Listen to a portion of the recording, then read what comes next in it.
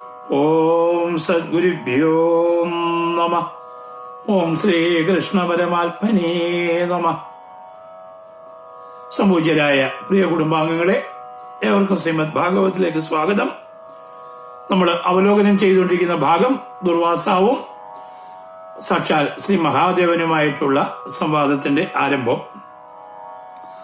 മഹാദേവന്റെ സമീപത്തി എന്നിട്ട് ദുർവാസാവ് പറയുകയാണ്,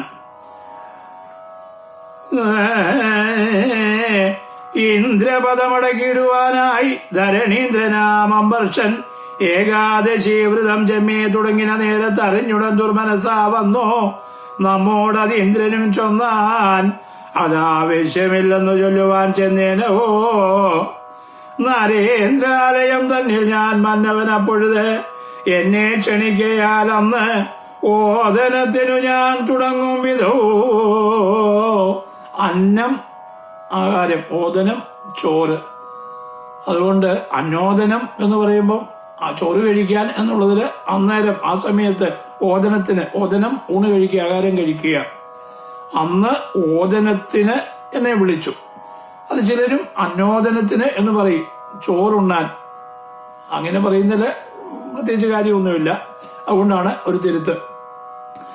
അമ്മോദനത്തിനു ഞാൻ തുടങ്ങും വിധോ മധ്യേലാട ദേശാന്തരാൽ നിന്ന് അയോധ്യാധിപങ്കേന്നു ജനാർദ്ദനൻ തന്നുടെ ചക്രമോ ജ്വലിച്ചുയരുന്നതു കണ്ടു ഞാൻ.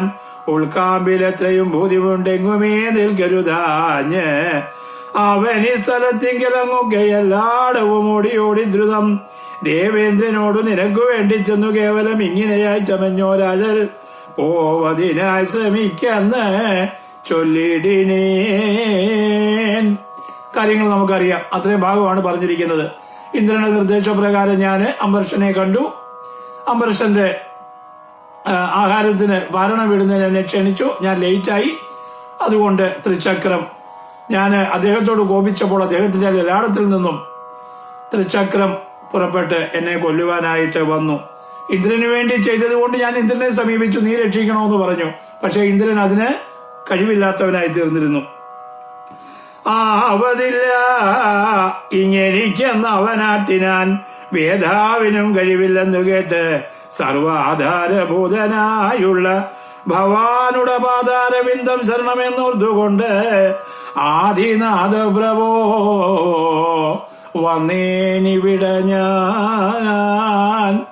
ഭഗവാനെ, ഇന്ദ്രനും കൈവിടിഞ്ഞു, ബ്രഹ്മദേവനും കൈവിടിഞ്ഞു, അവര് എല്ലാം കൈവിടിഞ്ഞപ്പോൾ മഹാദേവ, ഞാൻ അങ്ങേ ആദിനാഥനായിരിക്കുന്നു, അങ്ങേ ഞാൻ ശരണം പ്രാപിച്ചിരിക്കുകയാണ്.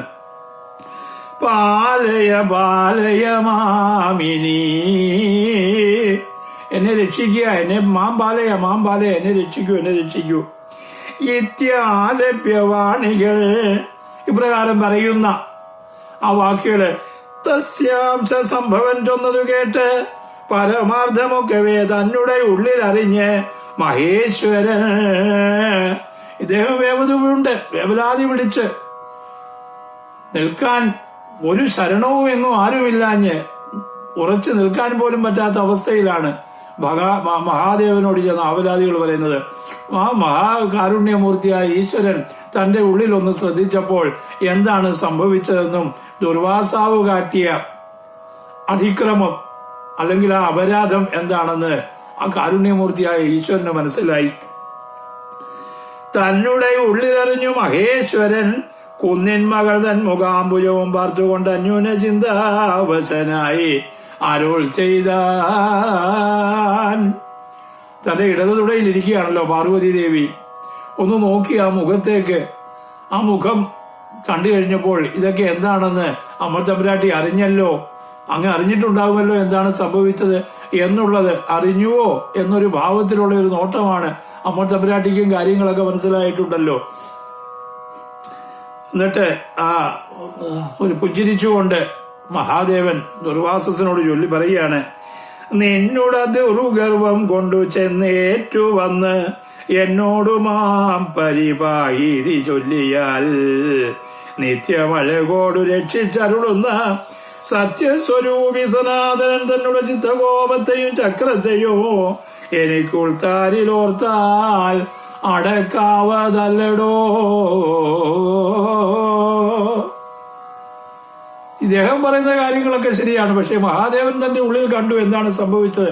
എന്നിട്ട് പറയുകയാണ്, നീ നിന്റെ അഹങ്കാരം കൊണ്ടുപോയിട്ട് അദ്ദേഹത്തോട് ഏറ്റു, അവിടുന്ന് പരാജിതനാകും, അല്ലെങ്കിൽ താൻ തന്നെ ഇല്ലാതാകും എന്നൊരവസ്ഥയിൽ ഓടി വന്നിട്ട് എന്നെ രക്ഷിക്കൂ, എന്നെ രക്ഷിക്കൂ എന്ന് പറഞ്ഞു കഴിഞ്ഞാൽ എനിക്ക് ശ്രീഹരിയുടെ ചക്രത്തെ അടക്കാൻ സാധിക്കുകയില്ല. ആ ഭഗവാന്റെ നിയന്ത്രണത്തിലാണ് ഞങ്ങൾ എല്ലാവരും തന്നെ. ആ ഭഗവാന്റെ ചക്രത്തെ നിയന്ത്രിക്കാനുള്ള കഴിവ് എനിക്കില്ല. സത്യസ്വരൂപി, സത്യത്തെ മാത്രം സമാശ്രയിക്കുന്നവനാണ് ഈശ്വരൻ. സത്യമാണ് ഈശ്വരൻ, ജ്ഞാനമാണ് ഈശ്വരൻ, ആനന്ദമാണ് ഈശ്വരൻ. ആ സത്യസ്വരൂപൻ അദ്ദേഹം സത്യത്തെ മാത്രമേ പ്രതീക്ഷിക്കുന്നുള്ളൂ, സത്യം മാത്രമേ ആകാവുകയുമുള്ളൂ. ആ സത്യസ്വരൂപിയോട് തന്നെയാണ് അങ്ങ് എതിർത്തിരിക്കുന്നത്. സത്യസ്വരൂപി സനാതനൻ തന്നുടെ ചിത്തകോപത്തെയും ചക്രത്തെയും എനിക്ക് ഉൾത്താരിലോർത്താൽ അടക്കാവതല്ലടോ. ഈ വന്നിരിക്കുന്ന ത്രിചക്രം സാക്ഷാൽ ശ്രീഹരിയുടെ ചിത്തമാണ്. ആ ചിത്രത്തിലുള്ള ഭാവനയാണ് ത്രിചക്രമായിട്ട് അങ്ങേ പിന്തുടർന്നിരിക്കുന്നത്. ചെന്നങ്ങു പാലാഴി മുഖകലേശ്വരൻ തന്നോട് ചൊല്ലുക, അല്ലാതെ മറ്റേതുമേ നമ്മാൽ ഇതിനു കഴിവില്ല എന്നങ്ങ് ചെമ്മേ മഹേശ്വരൻ താനരുൾ ചെയ്തപ്പോൾ ചെന്നു പാലാഴി മുക്ക് അംബുജ നേത്രനെ വന്നിച്ചുണർത്തിച്ചു.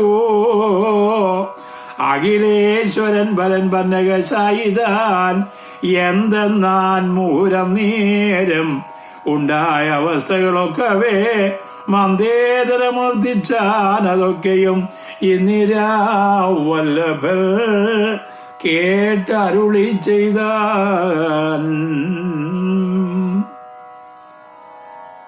മഹാദേവൻ പറഞ്ഞു, നമ്മള് മഹാത്രിമൂർത്തികളായിരിക്കുന്നത് ഞങ്ങൾ ഏത് ബ്രഹ്മാണ്ടത്തിലാണോ ഇരിക്കുന്നത്, അല്ലെങ്കിൽ ഏത് ബ്രഹ്മാണ്ടത്തിലാണോ ചുറ്റിത്തിരിയുന്നത്, ഇതുപോലെയുള്ള അനേകം ബ്രഹ്മാണ്ടങ്ങളെ കാത്തു സൂക്ഷിക്കുന്ന, ആ സൃഷ്ടിച്ച് രക്ഷിച്ച് കാത്തു സൂക്ഷിക്കുന്ന ആ മഹാപ്രഭു,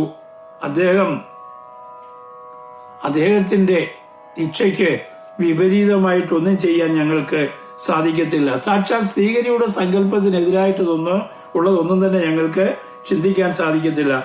ആരിൽ നിന്നും രക്ഷ കിട്ടുകയില്ല. അത് സാക്ഷാൽ ശ്രീഹരിയെ തന്നെ ഈ വിഷയത്തിൽ സമീപിച്ചേ പറ്റൂ എന്ന് പറഞ്ഞ് മഹാവിഷ്ണുവിന്റെ അടുത്തേക്ക് ഇരുന്നു. ഇവിടെ അമ്മ തമ്പുരാട്ടിയായ പാർവതി ദേവിയോടൊപ്പം ഇരിക്കുന്ന മഹാദേവൻ ഇപ്രകാരം അരുളി ചെയ്തു. പാലാഴിയിൽ ചെന്നു ആ ഇന്ദിരാവല്ലഭൻ, ആ ലക്ഷ്മി ദേവിയോടൊത്തിരിക്കുന്ന ആ മഹാദേവനെ കണ്ടു. ഇതൊക്കെ പറയുന്നത് അവിടെ കുടുംബമാണ്, പാർവതി ദേവിയോടൊപ്പമാണ്. ഇവിടെയും കുടുംബമാണ്, ലക്ഷ്മി ദേവിയോടൊപ്പമാണ്. അങ്ങനെ സ്വസ്ഥവും സമാധാനവുമരമായിട്ടുള്ള ഒരു ചിത്രത്തിൽ മാത്രമേ ആശയങ്ങൾ ഉരുത്തിരിഞ്ഞു വരികയുള്ളൂ, നല്ല ബുദ്ധികൾ ഉണ്ടാകുകയുള്ളൂ.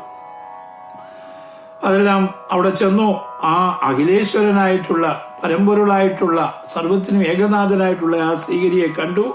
അദ്ദേഹത്തോട് കാര്യങ്ങൾ മന്ദേതരം എന്ന് പറഞ്ഞാൽ പെട്ടെന്ന്, മന്ദത്തിന് ഇതരമായിട്ടുള്ളത് പെട്ടെന്ന് പറഞ്ഞു.